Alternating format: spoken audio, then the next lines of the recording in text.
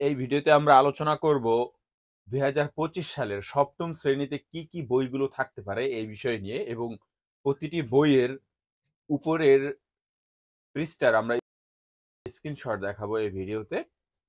তোমাদের মূলত 11টি বই থাকবে, সেখান থেকে 9টি বই সব সময়ের জন্য পড়তে হবে এবং 2টি গার্হস্থ্য বিজ্ঞান বা কৃষি শিক্ষা এটি কম পড়ানো হয় তুলনামূলকভাবে।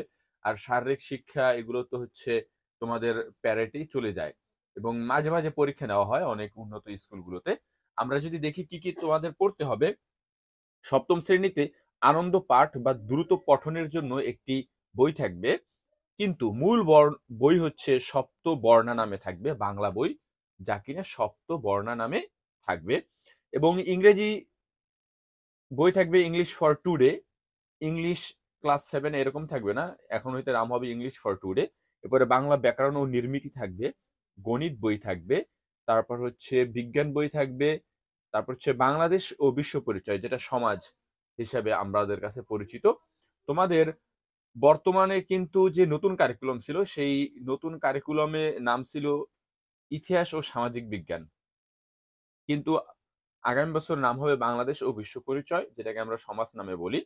এরপরে তথ্য ও যোগাযোগ প্রযুক্তি, যেটি তোমাদের বর্তমানে নাম ছিল ডিজিটাল প্রযুক্তি, সেটি হয়ে যাবে তথ্য ও যোগাযোগ প্রযুক্তি।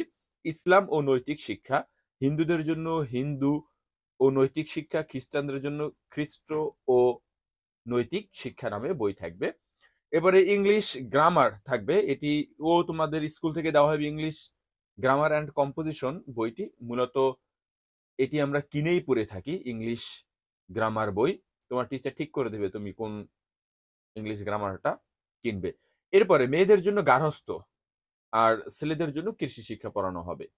এখন অনেক জায়গায় গার্হস্থ্য পড়ানো হয় না, শুধু কৃষি শিক্ষা ছেলে মেয়ে উভয়কেই পড়ানো হয়, কিন্তু গার্হস্থ্যটা শুধুমাত্র মেয়েদের জন্য।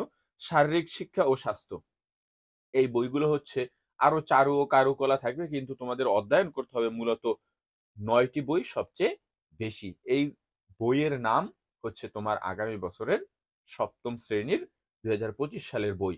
তোমাদের আগেই ঘোষণা দিয়ে রাখি আমরা, 2025 সালে সবার আগে কিন্তু প্রতিটি বইয়েরই সমাধান পৃষ্ঠা অনুযায়ী সমাধান করে আমরা জয়িস লাইব্রেরিতে তুলে ধরবো।